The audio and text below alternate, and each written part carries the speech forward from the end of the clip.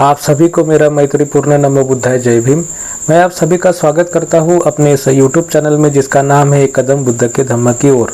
और आशा करता हूं कि आप सभी लोग स्वस्थ होंगे, कुशल मंगल होंगे, एक अच्छे व्यक्ति बनने की तरफ आपकी कोशिश हो रही होंगी। और इसके लिए बुद्ध और उनका धम्म डॉक्टर बाबा साहब आम्बेडकर ने लिखी हुई किताब जरूर पढ़ते होंगे, तो इसका लाभ भी आपको हो रहा होगा। और उसके साथ ही में यह जो वीडियो हम प्रसारित कर रहे हैं इनका भी आपको आधार मिल रहा होगा।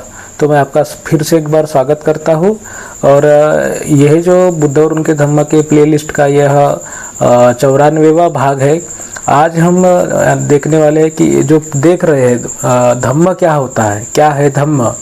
तो इस कड़ी में आज हम देखेंगे कि निर्वाण यानी निब्बान में रहना, निब्बान प्राप्त करना और उसमें रहना धम्म है।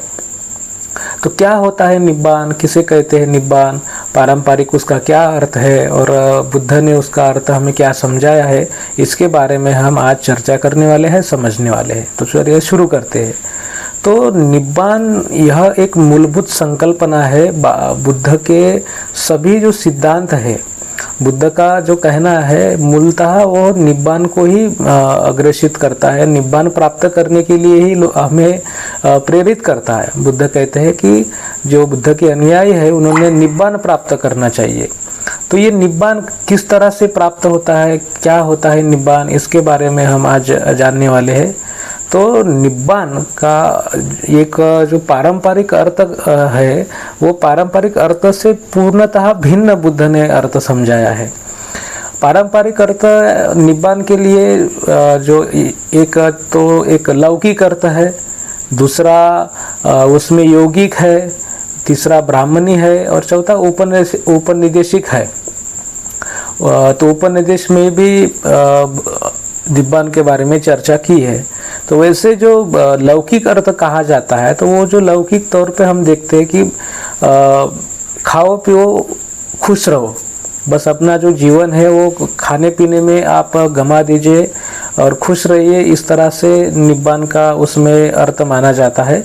और ब्राह्मणी सिद्धांत और उपनिदेशिक सिद्धांत, उपनिषदिक जो सिद्धांत है वो सरीकी ही है। उसमें आत्मा को एक श्रेष्ठ माना गया है, आत्मा को एक भाग माना गया है। और ये जो यौगिक है ये तो ध्यान साधना है, इसके बारे में भी हम चर्चा करने वाले हैं कि इन चारों जो पारंपरिक अर्थ है निब्बान के, तो इन निब्बान के अर्थों को बुद्ध ने सिरे से ही नकार दिया है। इसमें हम देखते हैं कि जो खाओ पियो मजा करो, आज तो जिंदगी है, कल क्या होने वाला है हमें क्या पता है, तो आज ही हम अपनी जिंदगी को जी लेते हैं, ऐसे लोग कहते हैं। ऐसे बहुत से लोग हमें मिलते भी हैं। लेकिन क्या इस जिंदगी को जिंदगी कहा जाता है? तो नहीं। देखिए, कोई भी अग्नि अगर होती है तो उसमें अगर हम जब उसमें कोई भी कूड़ा कर, अग्नि को क्या चाहिए होता है, तो वो ज्वलनशील पदार्थ चाहिए होती है।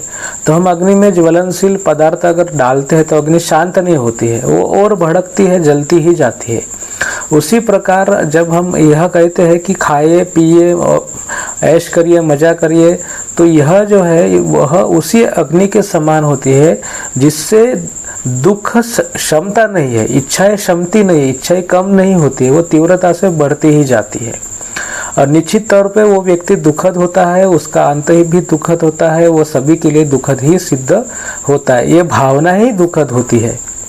यौगिक अर्थ में जब व्यक्ति ध्यान करता है वो क्या दुख से भागना है, उससे सुख तो नहीं मिलता लेकिन दुख से भागना ही यौगिक का अर्थ होता है।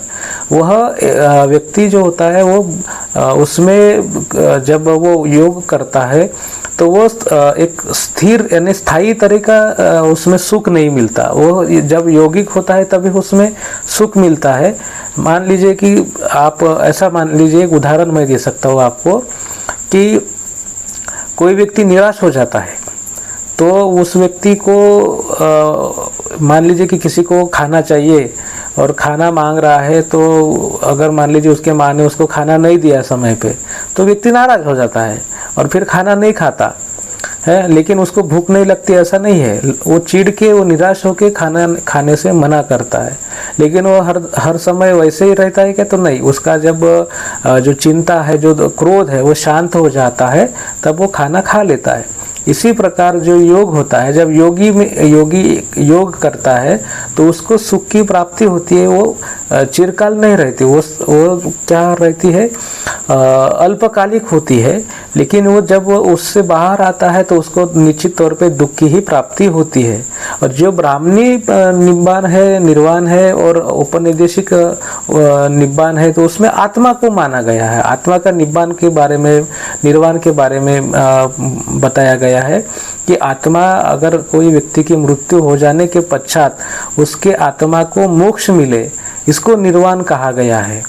लेकिन बुद्ध ने आत्मा का अस्तित्व ही अमान्य किया है, तो फिर उसके निर्वाण की बात बुद्ध क्यों करेंगे, है कि नहीं? तो बुद्ध ने उन सभी चीज़ों का जो अस्तित्व है अमान्य कर दिया है, और उन्होंने आत्मा का जो निर्वाण है वह सबसे भयानक संकल्पना मानी है। कि अगर व्यक्ति को एक ऐसी संकल्पना दी जाए कि उसके आत्मा का निर्वाण, तो वो सबसे भयानक संकल्पना है, ऐसे बुद्ध कहते हैं। क्योंकि हमने देखा है कि व्यक्ति दुखी है, संसार में वो दुख और कष्टी बना हुआ है, और उसको दुखी बनाने के लिए जो पारंपरिक व्यवस्था है, जो चातुर्वर्ण है, जो ऊंच नीच है, उससे वो दुखी है ना?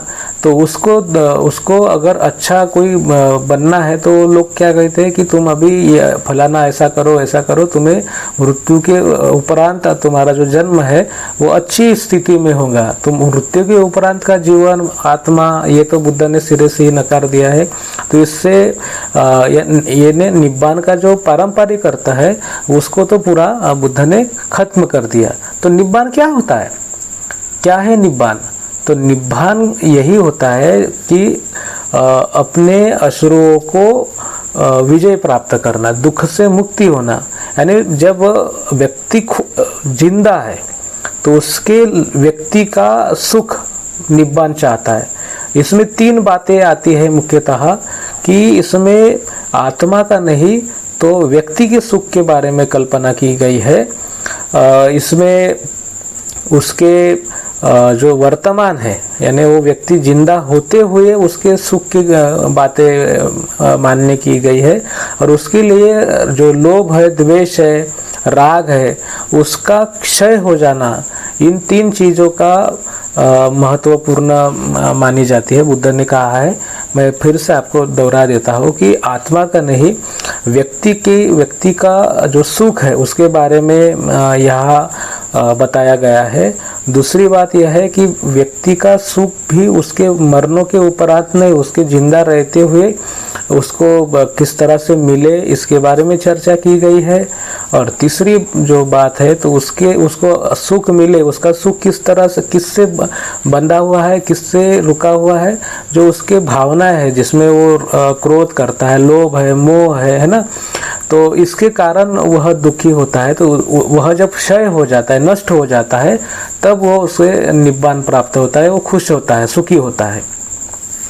तो यह स्पष्ट करते हुए बुद्ध ने यह समझाया है कि लोभ है, द्वेष है, मोह है, इससे व्यक्ति के अंदर दुख निर्माण होता है। तो दुख की इतनी बड़ी व्याख्या बुद्ध ने यहाँ पे की है। तो ये किस तरह से उत्पन्न होता है, क्या होता है, इसके बारे में भी हम देखने वाले हैं। तो बुद्ध कहते हैं, जब इसमें यानी व्यक्ति की जो भावना है, यानी पंच ज्ञानेंद्रिय है, जिससे व्यक्ति एक ज्ञान अर्जित करता है, आजू बाजू की परिस्थिति किस तरह की है, क्या चल रहा है, इसके बारे में जो कुछ भी गतिविधियां होती है, तो वो उसके पंच ज्ञानेंद्रियों के माध्यम से उसके मन तक पहुँचती है ना? तो बुद्ध कहते हैं, जब गया में थे तो उन्होंने यह अग्नि सूत्र नाम से ये जाना जाता है, तो उसमें उन्होंने बताया है कि मनुष्य के जो 5 इंद्रियां जो है वो जल रही है, 5 इंद्रियों की जो भावनाएं है वो जल रही है, उसके जो विषय है वो जल रहे हैं, उससे होने वाली संवेदनाएं जल रही है, उसका परिणाम जल रहा है। वो उसकी दुखद हो, सुखद हो वेदना, या स्थैतिक हो, ये सभी जो वेदनाएं हैं वो जल रही है, ऐसा बुद्ध कहते हैं। तो यानी बुद्ध के जो अपने 5 ज्ञानेंद्रिय, आँख है तो आँख जल रही है, दृश्य जल रहा है, उससे उत्पन्न वेदनाएं है वो जल रही है, उसकी जो संकल्पनाएं है वो जल रही है, जिससे जो भावनाएं निर्माण होती है, जो सुखद हो या दुखद हो, किसी भी प्रकार की भावनाएं है वो जल रही है, इस तरह बुद्ध कहते हैं। उसी तरह अपना जो नाक है, त्वचा है, जो जिह्वा है ना, कान है, इसके जो भावना, इसके जो विषय है, हम वो विषय जल रहे हैं, है ना, उससे उत्पन्न होने वाली भावनाएं जल रही है, और उससे वो जो भावनाएं हो या सुखद हो, दुखद हो, किसी भी प्रकार की हो, तो सब क्या जल रही है। तो ये किस कारणवश जल रही है? तो वो लोभ, द्वेष और मोह के कारणवश जल रही है। हमें ये समझना चाहिए कि हम अप्रशिक्षित है। जो हम अष्टांगिक मार्ग हमने देखा तो उसमें हमने सम्यक दृष्टि सबसे पहले देखा था। तो हम यह घोषणा ही नहीं करते कि हम अज्ञानी है और अंधकार में कोठड़ी में एक कारागृह में हम चल रहे हैं या उसमें कैदी है। जब हम ये समझते हैं तभी जाके हम उन्नति का मार्ग खोजते हैं, मुक्ति का मार्ग खोजते हैं, नहीं तो हम उसी अवस्था में जीने के लिए बाध्य रहते हैं। तो बुद्ध कहते हैं कि आपको ये समझना होगा कि आप अप्रशिक्षित है, तो आपकी जो ये पंच ज्ञानेंद्रिय जो है उससे हमें क्या प्राप्ति करना है, क्या कौन से विषय को किस तरह से हैंडल करना है, तो इसके बारे में हमें जानकारी नहीं होती। इसलिए हमें हमारे जो भावनाएं हैं वो जलते रहते हैं, हमें आसक्ति होती रहती है, लोभ होते रहता है, मोह होते रहता है ना, किसी बात का। तो इसी कारणवश हमारे जो इस पांच ज्ञानेंद्रियों के द्वारा जो विषय का उपभोग हमारा मन करता है तो वो जलते रहता है। वह हम पिछले वीडियोस में भी मैंने आपको बताया था कि हम एक मेहमान होते हुए भी हम क्या करते हैं, एक वो सभी चीज़ों के ऊपर एक अधिकार प्राप्त करने की कोशिश करते हैं, है ना, पजेशन जिसे कहता है। तो वो पजेशन की जो भावनाएं है, अधिकार की जो भावनाएं है, वही हमें क्या बनाती है, दुखद बनाती है। और यही जो भावनाएं उत्पन्न होती है तो ये पुनः पुनः उत्पन्न होती है। उसका जाति होता है, जन्म होता है, जरा होता है, वो वृद्ध होती है, मृत्यु होता है उसका, है कि नहीं। और खेद, जन्म, निराशा उत्पन्न होती है। हमारे मन में एक इच्छा उत्पन्न होती है, हम उस इच्छा को पूरे करने की कोशिश करते हैं, तो दूसरी इच्छाएं उत्पन्न होती है, तीसरी इच्छाएं उत्पन्न होती है। तो इच्छाओं का ये पुनर्जन्म चलते ही रहता है। इच्छाएं खत्म होना, उसका मृत्यु होना, उसका पुनर्जन्म होना, तो ये इच्छाएं हमेशा चलती ही रहती है। तो इसका कोई अंत नहीं होता। ये मूलतः लोभ, द्वेष और मोह से उत्पन्न होती है।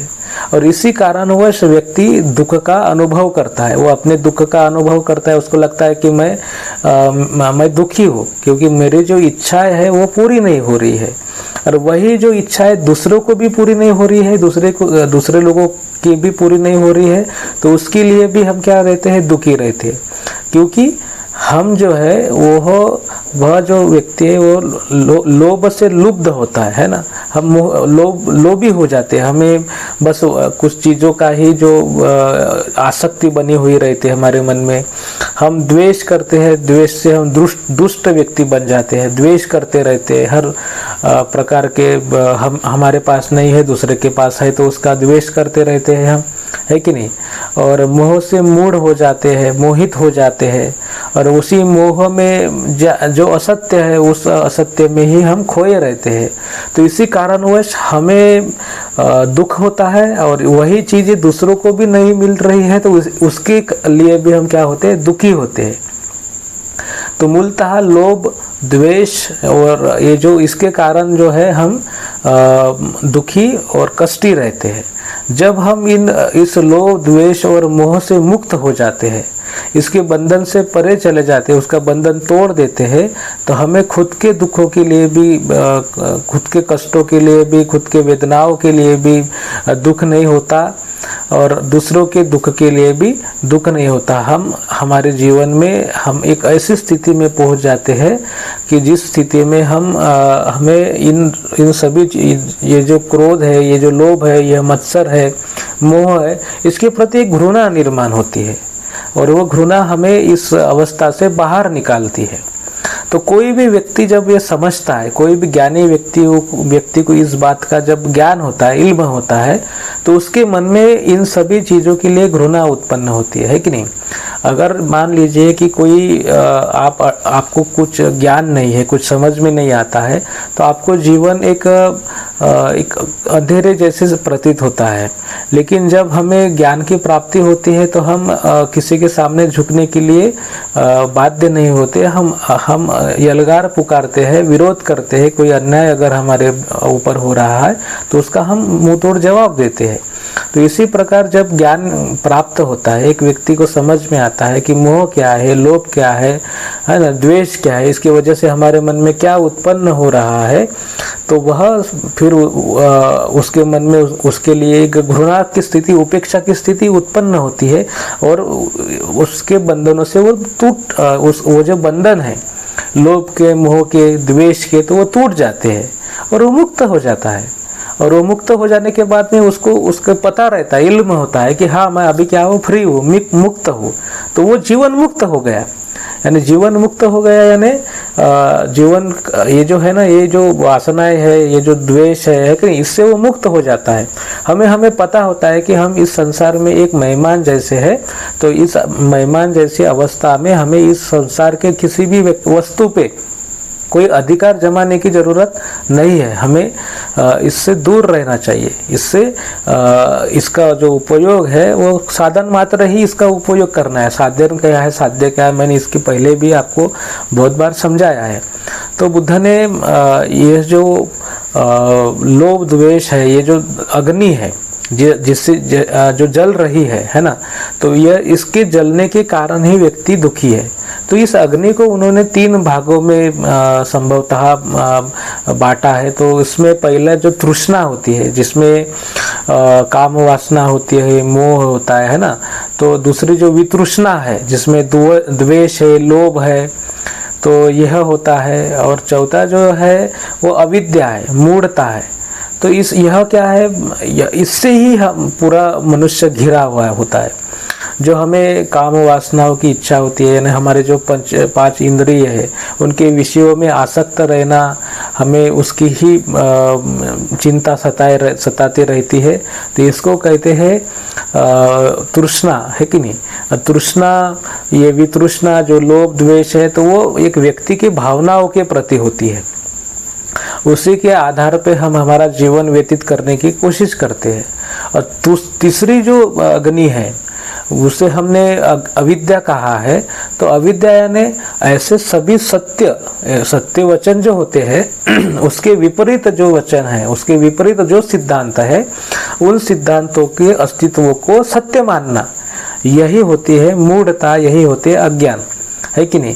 हमें पता है, मैंने पिछले वीडियो में आपको बताया था कि सामने गड्ढा होते हुए भी हम क्या कहते हैं कि गड्ढा नहीं है। तो आपके कहने ना कहने से उसका अस्तित्व खत्म नहीं होने वाला है। जो सत्य है वो सत्य है, जो वास्तविक है जो वास्तविक है। आप अगर उससे विपरीत अगर आपका आचरण होता है तो निश्चित ही आपको उससे क्या होने वाला है, दुख ही प्राप्त होने वाला है। तो इस स्थिति से बाहर निकलना, इस स्थिति को त्यागना, इस स्थिति से बाहर निकलना ही क्या होता है, निब्बान होता है। इसके बारे में अनेकों बार बुद्ध ने समझाया है। बुद्ध ने राध स्थविर को समझाया है कि निब्बान का उद्देश्य निब्बान ही होता है, निब्बान प्राप्त करना ही होता है। राग द्वेष और मोह की अग्नि को खत्म करना, उसको बुझाना ही निब्बान होता है कि नहीं। हमारे मन में अगर लोभ नहीं है किसी चीज के लिए, हमारे मन में किसी बात का द्वेष नहीं है, मोह नहीं है, तो हमें एक निब्बान यानी निर्वाण प्राप्त हो जाता है। हमें आश्रुओं से मुक्ति प्राप्त हो जाती है।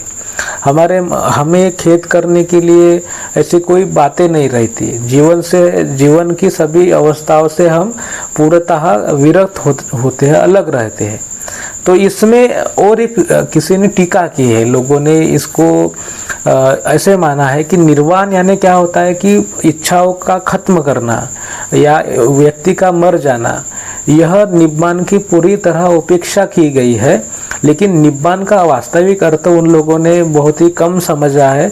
निब्बान, बुद्ध ने कभी ऐसा नहीं कहा कि निब्बान यानी जीवन को खत्म करना, जीवन जल रहा है, ऐसा बुद्ध ने कभी नहीं कहा। बुद्ध ने सिर्फ यही कहा है कि राग जल रहा है, द्वेष जल रहा है, लोभ जल रहा है ना। इसके कारण मनुष्य के जो पांचों इंद्रियां है वो जल रही है, उसकी जो भावनाएं है वह जल रही है, उसकी संवेदनाएं जल रही है, और इसका जो वो जल रही है तो इसका पुनर्जन्म होता है, हमारी इच्छाओं का पुनर्जन्म होता है। तो इच्छाएं जल रही है, उसका पुनर्जन्म हो रहा है, फिर से दुख की उत्पत्ति हो रही है। तो इस तरह से हम इस संसार में दुख के संसार में जी रहे हैं। तो बुद्ध ने कहा है इस सभी को खत्म करना, इन सभी से दूर हो जाना। जैसे मैंने बहुत बार समझाया है कि मान लीजिए कि एक सर्प होता है, एक नाग होता है ना, कोई हिंस्र पशु है, तो उससे हम डरते हैं, उससे कई कारण बहुत से लोगों की हानि भी हो जाती है। तो क्या वह इससे कोई छुटकारा नहीं हो सकता? तो निश्चित ही हो सकता है। हम देखते हैं कि बहुत से सर्प मित्र होते हैं, बहुत से जंगली प्राणियों को काबू करने वाले लोग होते हैं जिनको प्रशिक्षण दिया जाता है। हम उनको बुलाते हैं, उनको पाचारण करते हैं, और उन जो जंगली श्वापद है या सर्प हो गया, उससे हम मुक्ति पाते हैं, उसको लोग पकड़ के लेके जाते हैं कि नहीं।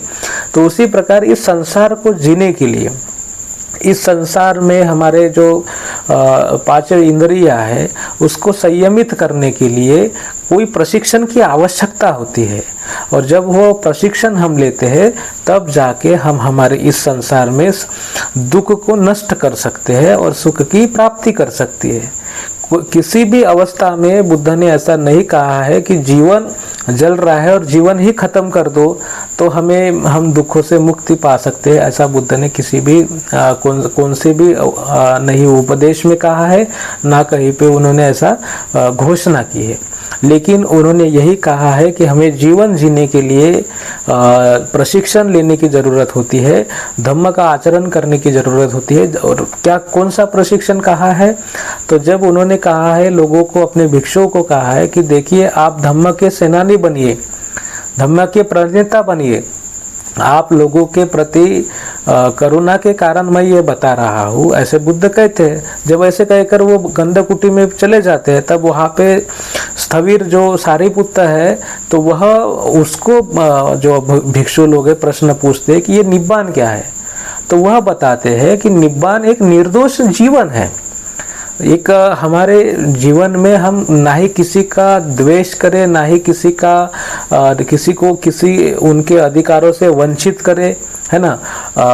उसके विपरीत हमें क्या करना है कि सभी को सभी प्रकार की जो योग्य चीजें है, योग्य उनकी इच्छाएं है, योग्य उनके अधिकार है, तो उनको सबको मिलना चाहिए। इसकी व्यवस्था निर्दोषता से हमें हमारा जीवन जीना है। इसके लिए जो अष्टांगिक मार्ग बताया गया है उसी का आचरण निब्बान है। यही निब्बान है, यही निब्बान का पथ है, अष्टांगिक मार्ग। तो निब्बान जो होता है, मैं आपको फिर से एक बार यह समझाना चाहूँगा कि निब्बान कोई ऐसी अलौकिक शक्ति नहीं है। निब्बान एक ऐसी अवस्था है जो व्यक्ति प्रशिक्षण पाकर संसार में रहकर संसार को किस तरह से जीना है उसको ज्ञान होता है ना। जिस तरह से कोई जंगली श्वापद को पकड़ने वाला जो व्यक्ति होता है, जो प्रशिक्षित होता है, तो वो उस प्राणी को, उस अवस्था को हैंडल करता है ना, समुचित उसका उपयोजन करता है।